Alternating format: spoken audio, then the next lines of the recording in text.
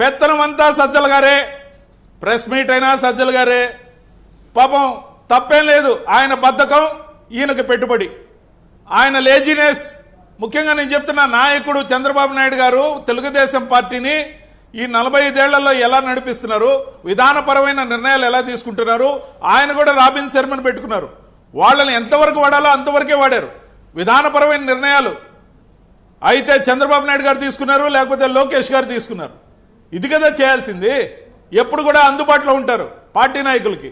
మరి పార్టీ నాయకులకి ఎప్పుడు అందుబాటులో ఉన్నారు, ఎవరిని గౌరవించారు? ముఖ్యంగా నేను ఒకటే చెప్తున్నా, ఈ రోజున జూన్ 4న కూటమి విజయోత్సవం చేసుకోవాల్సిన రోజు. కూటమి అంటే భారతీయ జనతా పార్టీ, తెలుగుదేశం పార్టీ, మరి జనసేన పార్టీలు ఈరోజు ఇలాగూ పండగ చేసుకుంటాయని తెలుసు.